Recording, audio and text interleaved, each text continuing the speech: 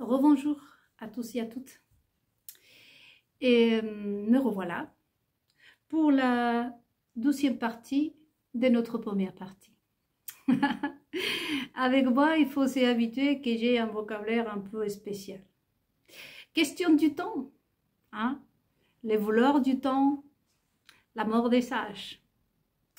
Vous voyez que quand on est face à des personnes, hein,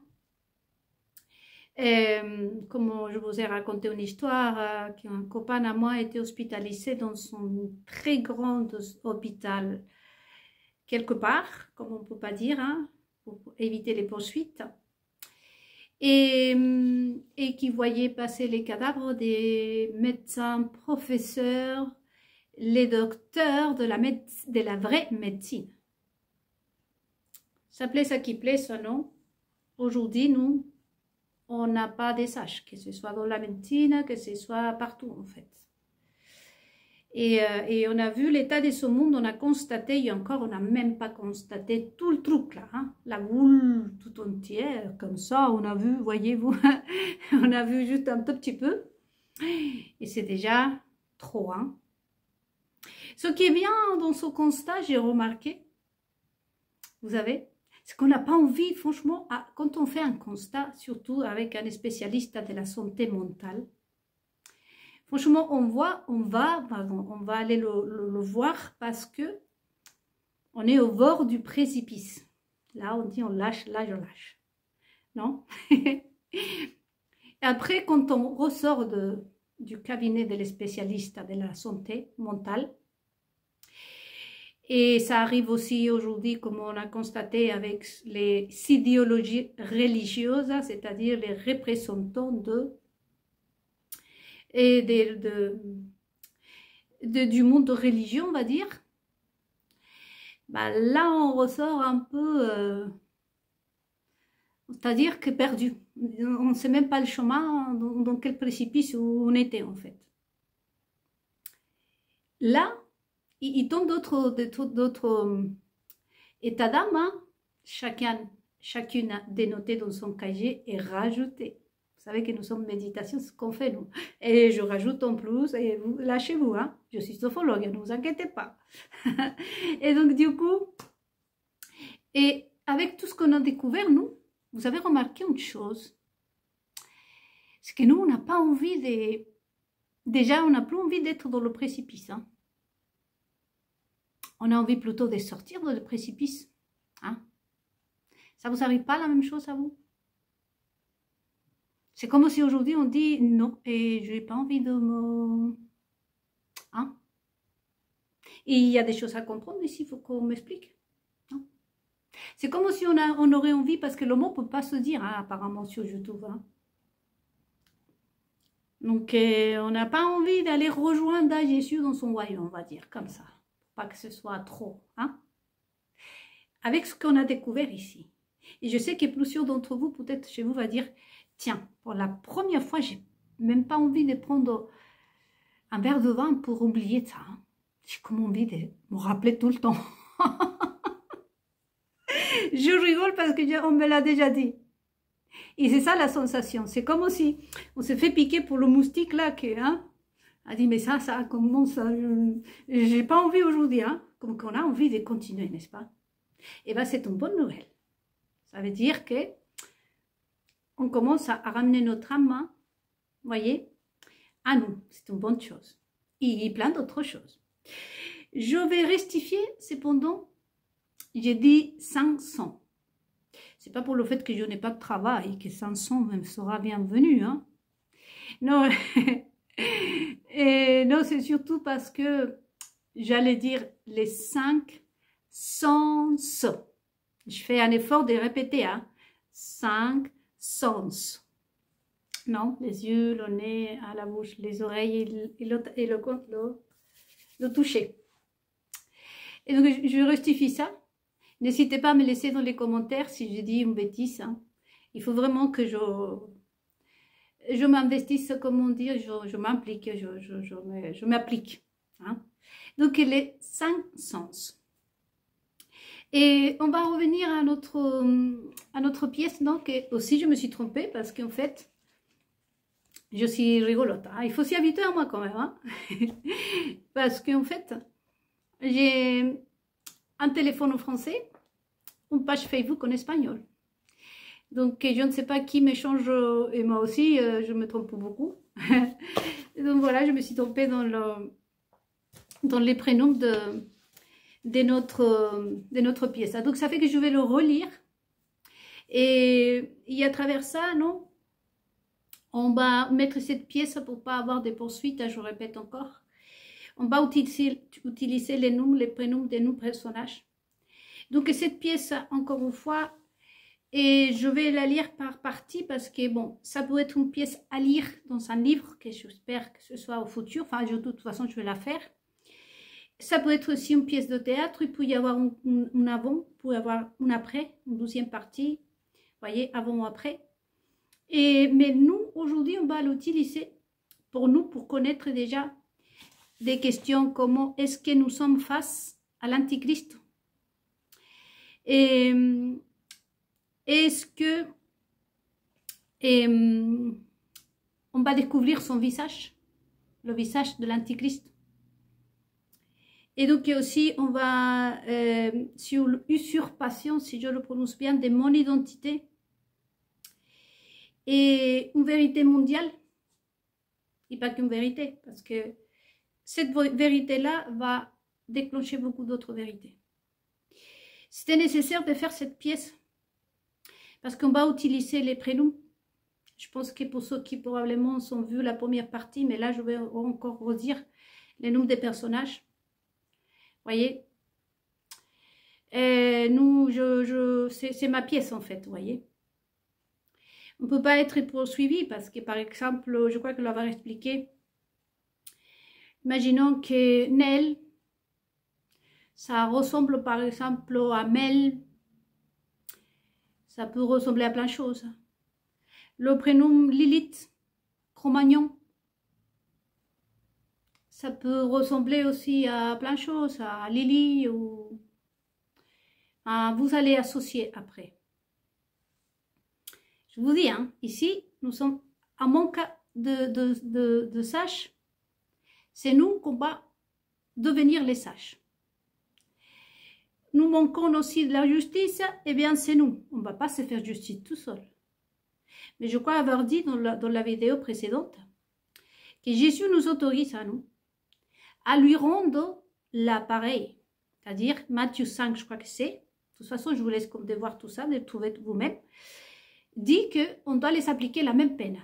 Aujourd'hui, de toute façon, ce que je peux vous assurer, mais que je ne donnerai pas encore une fois, d'aucun autre indice, parce que ça c'est à vous représentants religieux, à vous philosophes, à vous poètes, à toutes ces personnes qui se disent aujourd'hui représentants de tout ça, ceux qui sont pris l'antichrist, ils l'ont remis comme on avait dit dans la vidéo précédente, c'est à eux de répondre.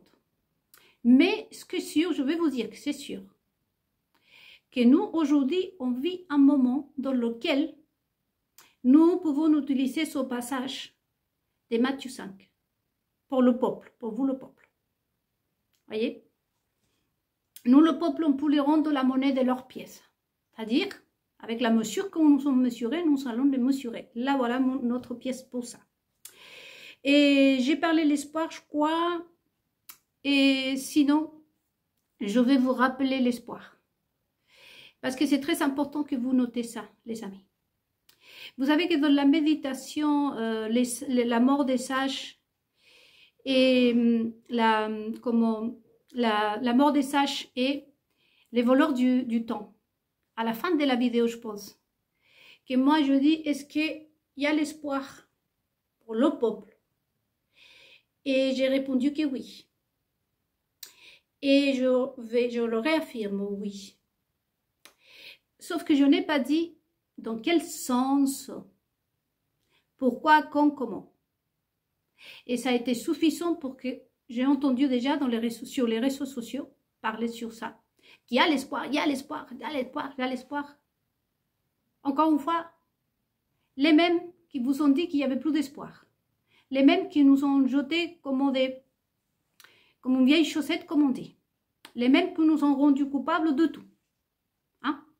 Donc, je vous dis qu'aujourd'hui, chacun d'entre nous, nous devons vraiment être attentifs pour ne plus se faire tromper, se faire emmener, si vous voulez, par le bout du nez. C'est-à-dire que moi-même, par exemple, si vous venez ici et je vous donne un truc là qui vous cause de la diarrhée, hein? Vous venez une fois et vous avez la même chose. Voyez, quelqu'un d'autre trouve. Et la cause guérit les gens, imaginons. Hein?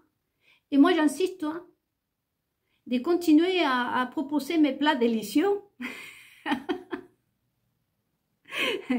Et donc, voyez-vous, c'est ce qu'ils sont en train de... J'essaye aussi de détendre l'atmosphère, non? Mais c'est ce qu'ils sont en train de faire les gens. Prêtez bien attention. Parce que vous êtes en train de devenir des juges, comme je vous dis. Des juges. Nous allons appliquer la justice pas de la même façon que oh, nous allons appliquer la justice. Nous, on va appliquer la vraie justice, nous le peuple. Voyez?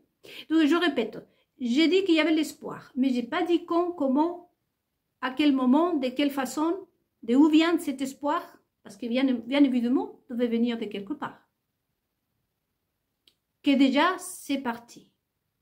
Deuxième chose à être vigilant aussi, c'est que de cette page, voyez-vous, il y a beaucoup de gens qui me copient carrément, parce que s'inspirer, c'est trop poétique même. Pour ces personnes qui ressemblent à ce qui a dans la poubelle, voyez. Et je le dis carrément, parce qu'il s'agit de vous après. Ils sont en train de faire des conférences partout dans le monde, parce qu'ils viennent ici se servir. C'est pour cette raison, les amis, que moi, des questions importantes, je ne réponds pas. Voyez? Mais soyez-vous vigilants. Aujourd'hui, vous êtes des juges. Aujourd'hui, vous savez que vos yeux, votre nez, votre bouche, vos oreilles, votre contact, l'esprit de l'antéchrist, la lèpre spirituelle qu'on a vu, ça se transmet. Hein. Je vais vous faire un exemple parce qu'on va parler sur ça, mais c'est vraiment important que vous sachiez que le contact. Souvenez-vous, je vais mettre comme exemple Jésus, parce que finalement la France aussi, c'est un pays catholique à la base des racines chrétiennes, non? Vous avez Jésus-Christ, touchez les gens guérissaient. La lèpre, ça se colle, hein, parce que vous touchez quelqu'un d'autre. On a dit la dernière fois que tout dans la vie, c'est une épée à double tranchant. Donc, c'est pour ça que je vous dis qu'aujourd'hui, on ne va pas déjà traiter tout ça, sinon plutôt le contact.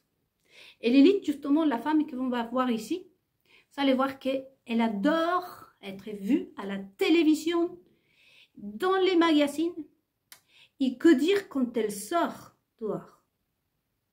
Parce que vraiment, c'est un échange d'énergie. Vous allez faire tout ça comme devoir ce week-end ou toute la semaine, parce que de toute façon, je ne ferai pas souvent. Je ferai des méditations, mais parce que ça, vraiment, on a le temps, il faut qu'on ait le temps. Donc, aujourd'hui, on va traiter, vous voyez, dans cette deuxième partie de la première partie, et on va traiter, non, tout ce qui peut être la lèpre et tout ce qu'on on reçoit quand on regarde une personne. Et quand on salue une personne sans savoir qui elle est. Donc attention avec les gens qui sont en train de donner des conférences de partout et qui sont en train de dire au peuple, ouais, il faut y aller, mais il faut y aller où? Si vous faites partie de ce peuple, et surtout, si vous suivez des youtubeurs, des youtubeuses, des personnes comme ça, il faut poser des questions. Il faut y aller où? Je vous dis qu'il faut que les gens répondent aujourd'hui. Et une réponse qui vraiment ne trouble pas votre esprit. Vous savez reconnaître aujourd'hui les menteuses, les menteurs. Il faut vraiment que vous vous montrez et vraiment sache aujourd'hui. Le peuple, ce qui est sûr, ce que vous, c'est moi. Et j'espère que ce soit tout le peuple complet. Nous sommes en train de prendre en quelque sorte dans le monde subtil pour l'instant. Pour l'instant, dans le monde subtil. Le pouvoir. Déjà, avoir de retour notre âme, c'est déjà prendre le pouvoir. D'accord? Le reste viendra. Comme on va s'y prendre, qu'est-ce que nous reste à faire? Ça, on verra à la fin de toute cette méditation qui va être un temps de fou. Et vous allez dire, ben non, on n'est pas pressé. Hein. Parce que vous savez, moi, je les fais attendre 300. Là, ces femmes de Cro-Magnon, ils s'attendent que moi, je parle pour que eux, derrière. Hein? Mais moi, je leur disais, hein, vous savez, aujourd'hui, j'ai envie de me tourner le pouce, là. Vous voyez, là? Ouais, vous allez faire pareil. Vous êtes pressés, vous, à la maison? On vous a dit que cette génération, poubelle. Que c'est nous les coupables de tous les détraqués d'ici, là. Hein? Pas les détraqués. Non, non, ceux qui nous gouvernent sont des personnes respectables. Hein? Attention. Hein?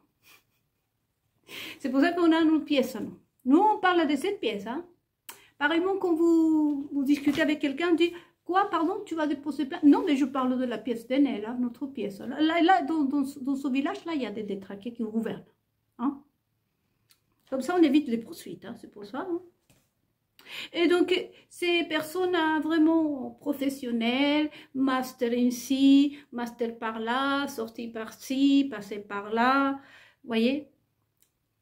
Et tous les représentants, comme on a vu, des grandes religions du monde, hein, nous ont dit que nous, pas d'espoir.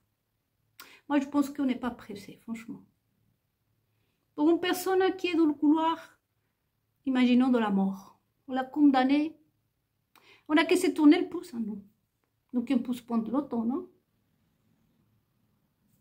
Pourquoi on serait pressé? Sinon, aujourd'hui, on va récupérer aussi notre temps. Donc, tout ça, ce sont des méditations, les amis.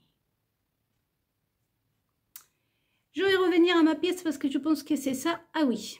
Donc, découvrir le visage de l'Antichrist. Même si vous le découvrez. Oh, il s'attend que vous sortez dans la rue à dire « Ah, c'est elle l'Antichrist, ne lui donnez pas. Ne le rendez pas son service. » Si vous savez qui est l'Antichrist, parce que je sais que vous allez le découvrir. Vous attendez déjà mes consignes. Parce que, oh, ils vous disent la vérité peut-être. Et déjà, ce n'est pas à nous, le peuple, de répondre. Si quelqu'un vous dit, vous entendez parler, parce que je vous dis, partagez avec la famille, votre grand-mère, votre amis, dans le peuple, dans le peuple. Mais s'il y a quelqu'un qui pose trop de questions, vous dites, allez demander, t'es quoi toi, t'es juif toi? Ah bah il faut que tu ailles demander au rabbin. Hein? Et toi, t'es quoi, t'es chrétien? Ben, il faut demander à ton pasteur, au curé, le papa, hein? Francisco, François. Parle plusieurs langues en plus. Pourquoi ce sera maintenant le peuple qui va répondre? Parce que nous, on a été jetés à la poubelle. On n'a rien, nous. Condamnés. C'est nous les coupables qu'on est des super-héros qui nous gouvernent. Hein? Moi, je suis ironique. Petit à petit, vous allez me connaître. Hein? Poursuivons donc. Si on connaît l'histoire, le visage de l'Antichrist, est-ce que nous sommes face à l'Antichrist? En tout cas, est-ce que je peux affirmer? Nel? Oui, nous sommes face à l'esprit, un des plus puissants de l'Antichrist. Mais c'est tout ce que vous allez dire. Ensuite, il a un rapport avec la femme qui m'a volé mon identité, usurpateur d'identité, et avec la vérité mondiale que je vous ai dit. Concernant ça, je vais vous donner des consignes, je pense à la fin, je vais marquer ici au rouge, j'utilise beaucoup rouge, vous avez tout, il faut que vous soyez attentifs au mouvement de mes yeux, tout ce que j'utilise, mes photos, il faut les passer à la loupe, je sais que ce n'est pas en ordre. Donc la vérité mondiale a un rapport avec tout ça. Et oui, voilà, avec les femmes de Cro-Magnon. Pareillement, si vous déjà avez identifié un de ces personnages, surtout dans les réseaux sociaux, Parce que vous savez ce que vous risquez. Je vais prendre toujours les gilets jaunes en hommage, m'en arracher.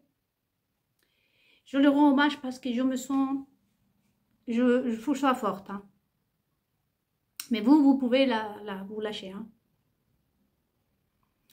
Parce que moi, ce qu'ils sont fait les gilets jaunes, c'est vraiment se faire arracher la main, se faire humilier dans leur propre territoire. C'est à peine. Hein. Je me dis, en tant qu'étrangère, vous savez, je suis la femme d'un Français quand même. Et je pense que j'ai probablement gagné une petite place parmi vous.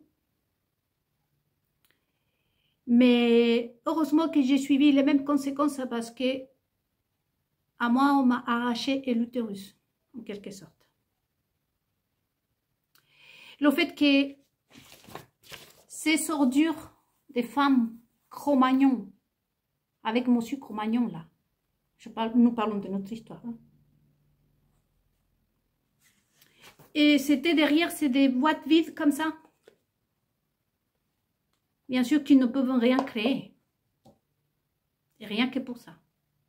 Moi aussi, à moi, on m'a arraché. Je sens qu'à moi, on m'a arraché mon utérus.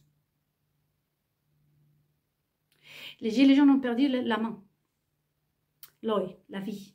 Leur famille a été... Même si les gens sont fortes, et juste pour ça, j'admire les Français. C'est pour ça que je vous dis. J'ai dû faire un choix. On me taire, on parler. Et il faut être très forte. Donc, ces personnes-là m'ont volé mon identité. Pourquoi? Parce qu'ils viennent de cette forêt. Je vais lire. Cette fois, j'espère être dans le correct, non? Je vais lire plus vite et ensuite on va l'analyser. Parce que nous, de cette pièce, on va faire le reflet de ce qu'est cette réalité. Donc, les tragédies, la tragédie des femmes de Cro-Magnon, à vous de voir si cette femme en a évolué, et même nous. Parce que cette femme-là, des Cro-Magnon, représente, voyez, ceux qui nous dirigent. Dans le siècle 2000, j'ai mis après Jésus le Christ. Donc, elle savait rater le passage du Sauveur, c'est lui qui sauve, car une foule de malades mentaux avait envahi le chemin qu'on mena vers lui. Alors l'ange de l'espoir a disparu. Il ne nous a pas vus, nous allons donc continuer ici, dans la forêt perdue, cria le père du petit loup à son ami bien-aimé Jean Sardel, qui avait un fils et 3 nièces. 7, c'est le nombre de personnes à qui composait la tribu de Cro-Magnon, la famille particulière, qui s'est rencontrée dans la forêt perdue. Tout a commencé ce jour où Petit Loup marchait dans la forêt avec son père, tous les deux, seuls et attristés. Petit Loup avait perdu sa mère, son sang avait été infecté par un moustique qui constamment piquait tout son corps. Petit Loup, un bébé sans maman, ou un enfant de la forêt. Cette montagne qui n'aimait pas les vivants, ni les femmes fortes, ni les mamans. Ça vous dit quelque chose? Une forêt jalouse de Madame Mondel. Un jour, il parut que tout allait changer. La forêt tremblait. Tout s'agitait. J'avais demandé à ceux qui sont plus anciens dans nos pages, non, de vérifier des événements qui se sont produits. Surtout, justement, concernant les Gilets jaunes, voyez-vous, ce mouvement a été connu en 2017, par exemple. Donc, la forêt tremblait, tout s'agitait. Petit Loup et son père s'est demandé s'ils seraient avalés par la forêt. Petit Loup essaya de s'échapper. « Cours, cours, Petit Loup !» cria son père. « Échappe-toi de cette forêt !» Mais quelque chose courait très fort derrière lui pour l'attraper. Petit Loup entendait des cris et puis des pas s'approcher. Et puis son prénom, et puis de rire.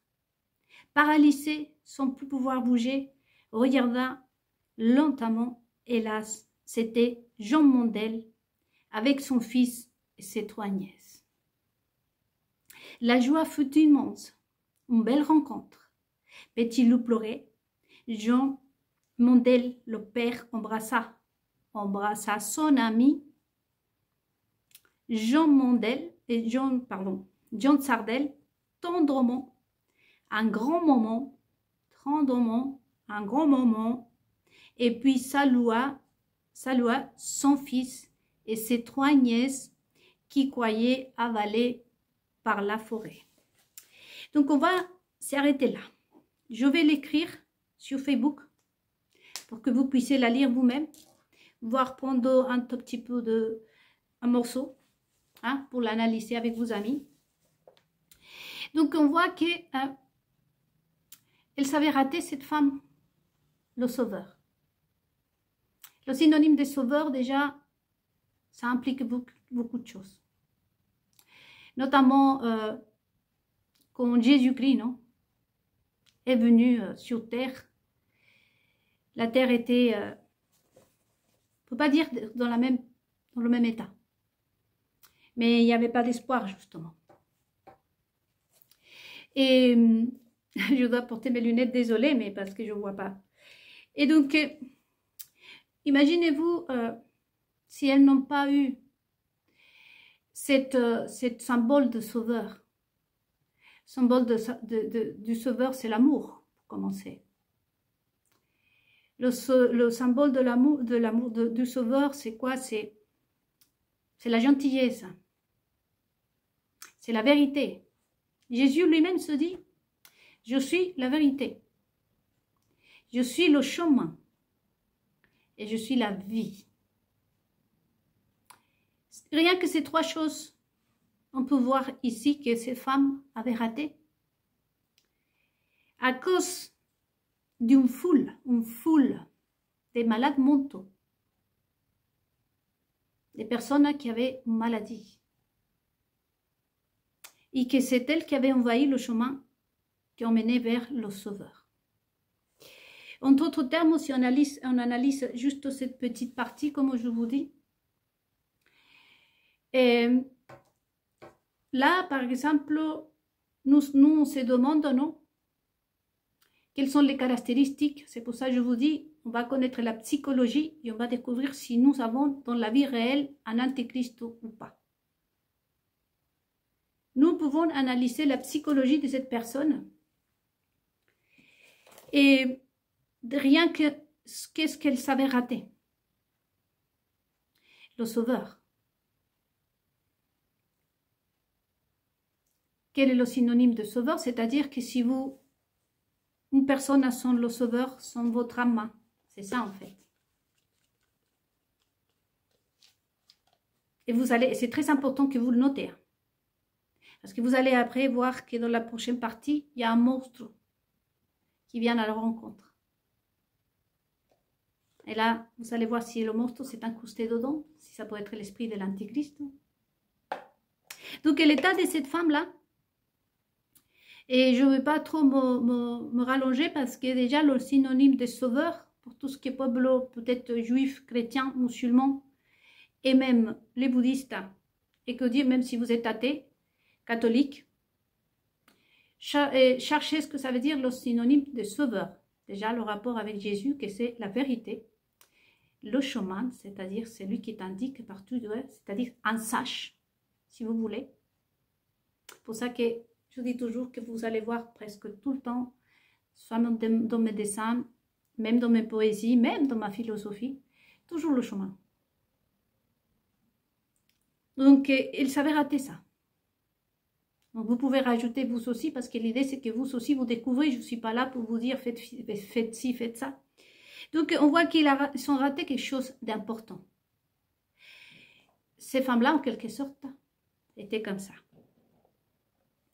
Il y avait les foules des malades mentaux, qu'on ne va pas aujourd'hui se plonger là-dessus, parce que, comme je disais, je suppose dans son autre méditation, la Bible, comme ça c'est un vocabulaire biblique, la Bible parle avant, après. Le temps de la Bible, c'est plutôt aux sages, voyez-vous, de l'adapter, de l'expliquer. J'écris une histoire, c'est tout.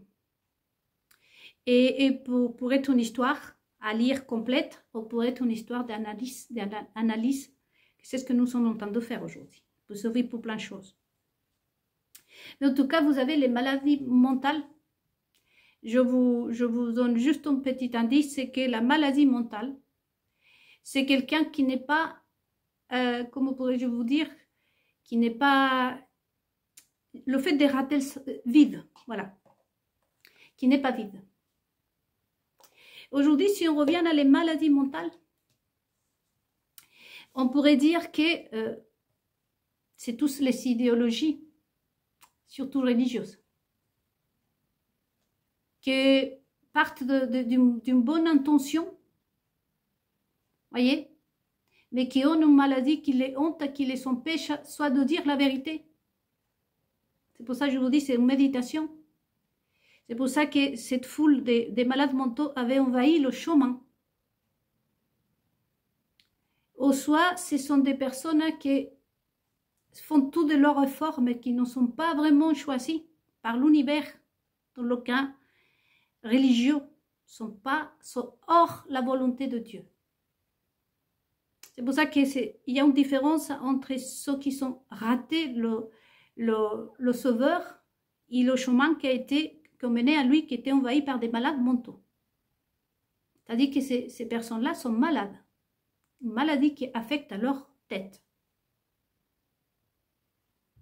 Ensuite, vous allez voir que l'ange a disparu. C'est-à-dire tout espoir est disparu, nous allons rester ici, dans la forêt perdue. Ça a une signification très forte. Qu'est-ce que c'est une forêt perdue? C'est un monde, le monde où il n'y a pas d'espoir. Ces personnes-là, l'antichrist d'aujourd'hui, doit venir de ce monde. Je vais vous citer quelques exemples, vous allez faire chercher à la maison. C'est pour ça que je vous dis, voyez-vous que c'est plusieurs vidéos pour ça. On peut dire, par exemple, si on revient à la maladie physique, on peut dire qu'une personne en cancer terminal, par exemple, se retrouve dans cette forêt. Cette forêt perdue représente la fin de quelque chose. C'est-à-dire qu'il ne peut pas y avoir autre chose. C'est comme je vous disais tout à l'heure, peut-être ou pas, le couloir de la mort. C'est comme si quelqu'un qui est condamné à la mort, et encore celui-là peut avoir peut-être bien un espoir. Mais quand on est malade de cancer terminal, il n'y a plus d'espoir. Bon, cette forêt perdue représente ça. Au niveau, bien entendu, subtil, hein. Au niveau psychologique, au niveau de l'esprit. Ce sont des voies de vide. Ces personnes-là venaient de là. Après, il faut voir qu'est-ce qui représente aujourd'hui, parce que nous sommes en train de voir le niveau subtil ici, l'esprit, non? Parce qu'on est sur la personne avec un esprit de l'antichrist.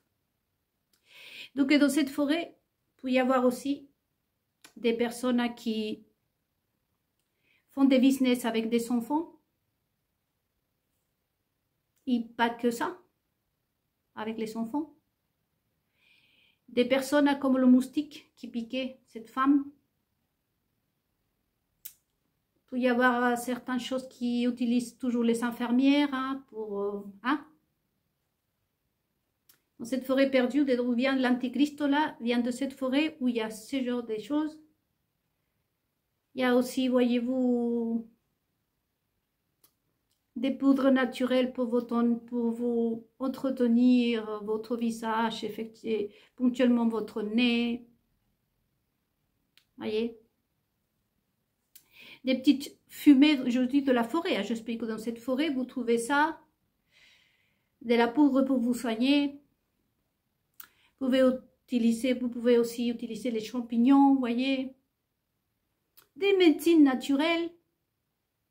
Que vous pouvez mâcher, que vous pouvez sentir, que vous pouvez faire de la fumée. Voyez-vous, cette forêt perdue. Et vous pouvez rajouter, vous allez rajouter à la maison tout ce que vous voulez, parce que comme je suis sur YouTube ici, Et donc, on sait que là, donc ils ne sont pas trouvés non plus le sauveur. Ils allaient rester là. Ils allaient rester là. Ils allaient s'y faire. Autre particularité de cette forêt, c'est que cette forêt, elle est jalouse. Notez-le bien. Très jalouse. Là, je pourrais le dire parce que YouTube ne veut pas me censurer. Et le diable était jaloux de Dieu. C'est pour ça que Dieu le jeta sur la terre, l'envoie sur la terre. Il a dit, bon, si tu ne t'aimes pas comme je suis, la porte est grande ouverte, comme on dit. Jusqu'au présent, lui, il n'a pas arrêté déjà aujourd'hui. Il n'y a pas que la jalousie, il a le désir de vengeance. À noter, à tenir bien présent. Car comme je vous disais dans notre méditation, non, vous allez voir que la Lilith ici dit « Je suis en guerre, nous sommes en guerre ». Donc tout ce rapport-là, voyez-vous, c'est pour ça que c'est important d'instiller un cahier. Donc, cette forêt, elle est jalouse. Et elle est jalouse spécifiquement des femmes fortes, les femmes qui arrivent à tenir une famille. Elle n'aime pas les femmes fortes. C'est pour ça que finalement, les enfants, il n'y a que 2 hommes qui arrivent à survivre hein, dans mon histoire. Parce qu'après, il y a d'autres, vous allez voir. Et que les enfants, finalement, sont tous orphelins, en quelque sorte de mère. On se demande si Petit Loup, il est le vrai fils de son papa. Parce qu'à force, dans cette forêt, voyez-vous, par exemple, si j'étais dans cette forêt, je marche, je vois des enfants tout seuls, je leur demande, tu n'as pas de maman, tu n'as pas de père. Eh bien, je peux être ta maman, voyez. Donc dans cette forêt, c'est cette... Hein? Il faut vraiment que vous réfléchissiez, c'est pour ça que je dis aux gilets jaunes, parce que c'est eux qui se sont approchés de la chose, mais il y a Natacha Ray aussi à qui j'en rends hommage, parce que Natacha Ray aussi s'est approchée d'une vérité, hein, que nous, on ne sait pas trop la vérité là, non? Et il y a tant d'autres, hein. Et donc de là venait cette personne. Donc il n'aimait pas les mamans. Alors, il y a des questions ici dans mon histoire. Est-ce que Petit Loup était un bébé sans maman? Étant donné que ces personnes faisaient des business avec... Et c'est très important, cette question. Ou Petit Loup était un enfant de la forêt? Vous savez que quand je vivais à la campagne, par exemple, mon père élevait des poules. Vous voyez, et on commençait... Moi, j'avais ma poule. Je vais expliquer ce que j'avais. Donc, j'avais mes poules à moi, mes canards, tout. Et donc, mon père me disait, bon, tu alternes un peu, tu as le droit à manger, mais tu vas séparer 12 œufs les plus beaux pour que la poule puisse faire des petits poules, des petits poulets, pardon. Mais il y avait des fois aussi, mon père allait chercher des poulets d'élevage. On faisait notre propre élevage, mais aussi mon père, quand il était à court, allait chercher des petits poussins. C'est pour ça que tout est réflexion ici. Hein. C'est pour ça que j'ai mis, hein, pour cette première partie, cette foulard, que je suis dans la mode aussi, voyez-vous, tout ce que j'invente. Et parce qu'on en a aux gilets jaunes. Parce que les gilets jaunes ont une caractéristique qui sont déjà des sages qui réfléchissent et qui ont une âme. Donc, dans cette forêt, ça serait comme par exemple chez moi, quand j'étais petite. J'ai élevé mes popos poules. Ou je pouvais aller chercher des petits poussins ailleurs pour le commercialiser. Parce que moi aussi, je vendais mes petits poussins, moi. Et les petits canards et tout. Et comme ça, je me faisais l'argent pour Mon père nous a appris, je l'ai vécu à la campagne. Donc c'est des questions, vous voyez, qui posent cette pièce littéraire. Il faut que vous réfléchissiez à la maison avec un stylo, un cahier. Vous regardez le monde. En tout cas, ces femmes-là, Lilith vient de là. Donc, cette montagne n'aimait pas, parce que c'est la montagne qui est jalouse des femmes fortes, des mamans. Et elle était jalouse de Madame Mondel, la mère des petits loups. Un jour qu'il paraît que tout allait changer, voyez-vous. La forêt s'agite, tout est agité. Et il faut réfléchir que si les malades mentaux, c'est important que vous le notez aussi parce que vous allez faire votre propre recherche sur la maison, avec un groupe des amis aussi.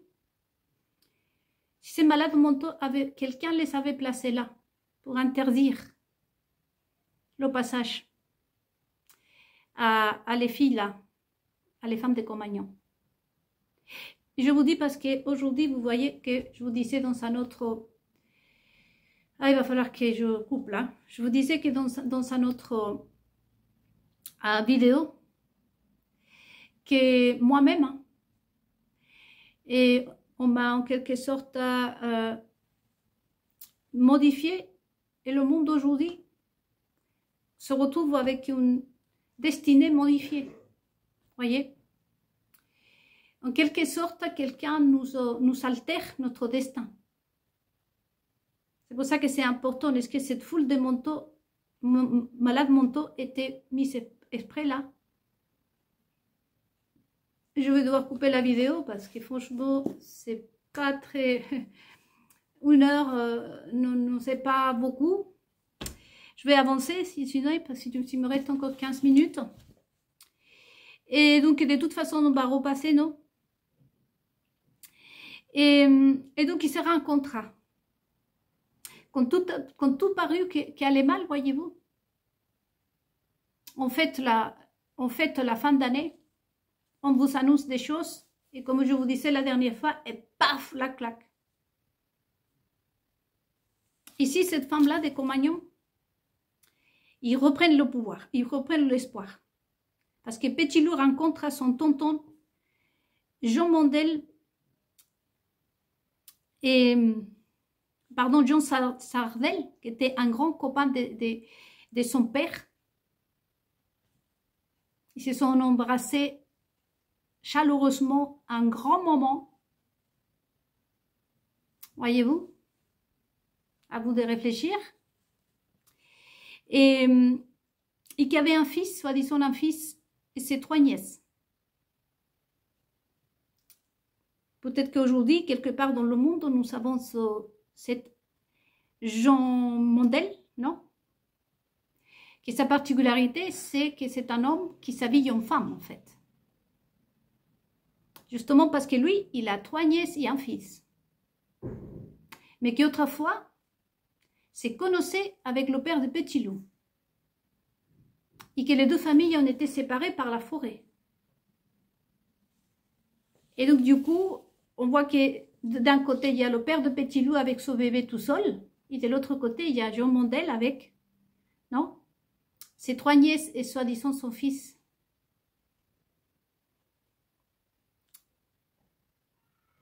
La joie fut immense. Hein? Ce fut une belle rencontre. Contre Petit Loup pleurait. Jean Mondel, le père, embrassa son ami Jean Mondel, comme je vous disais, tendrement, un grand moment. Et puis salua son fils et ses 3 nièces qui croyaient avalés par la forêt. Voyez-vous? Donc ils avaient été apparemment séparés. Il y avait eu en fait les femmes des 2, soi-disant les femmes des 2, ou voyez-vous, c'est à vous de choisir, non? Dans la forêt perdue, tout est possible. On sait que Petit Loup, la caractéristique de Petit Loup, vous allez voir dans le prochain chapitre, parce que là, je vais préparer pour les latinos. Je vous laisse toute cette question à vous. Mais en tout cas, L'antichrist vient de là, avec ses caractéristiques. Et pour ceux qui veulent savoir, en fait, oui, ce sont 2 hommes qui s'aiment, comme on dit aujourd'hui, et on ne va pas me censurer parce qu'aujourd'hui, on est face au wokisme. 2 hommes qui s'aiment,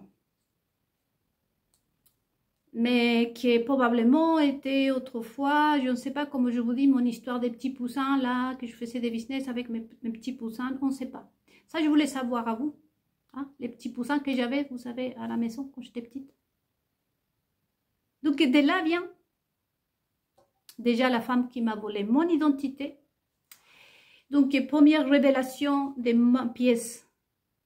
Hein, ma pièce, hein, n'allez pas comprendre, vous surtout les Français, hein, n'allez pas prendre ça comme quoi, c'est la réalité, attention. Hein.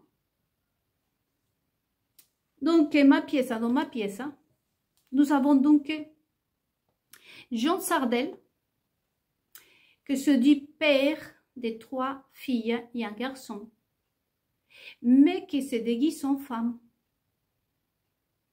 Et qu'en femme, elle s'appelle Lilith de Cro-Magnon, parce qu'ici, c'est à ce moment-là, quand ils se rencontrent dans la forêt, qu'ils se disent, on va former une famille, la famille à recompenser. Ils donnent naissance à la famille Cro-Magnon particulier, recomposée, la famille d'aujourd'hui, qu'on trouve aujourd'hui de partout, non? Moi-même, je risque de, si jamais je trouve un autre homme, imaginons, et que cet homme-là est de son fond, je vais faire partie d'une famille recomposée. Donc, ici, il n'y a rien d'anormal, n'est-ce pas? On n'est pas en train de parler des choses ni comploter, on est en train de parler de mon histoire. Donc, dans mon histoire, Jean Mondel, en fait, passe à être l'amoureux de Jean Sardel, qui, vous allez voir, plus l'histoire avance, il se déguise en femme et finalement se trouve en femme, un nom de femme, elle s'appelle Lilith Cro-Magnon. Il se trouve finalement, elle se donne un nom et un prénom. Je vais écrire cette partie pour que vous tout seul commencez aussi à analyser parce que moi je ne peux pas donner autant des indices. Mais aujourd'hui on a vu que c'est Lilith qui m'a volé mon identité. Et vous allez voir pourquoi. Il y a un rapport avec l'antichrist avant que je coupe la vidéo. C'est que toujours l'antichrist, que je vous invite à regarder aussi tout ce qui le représente. L'antichrist a une particularité qui est comme c'est une boîte vide. Il prend l'apparence d'un ange. Je ne vais pas dire que je suis un ange, loin de ça. Mais vous savez aujourd'hui à peu près que je ne suis pas dans la normale.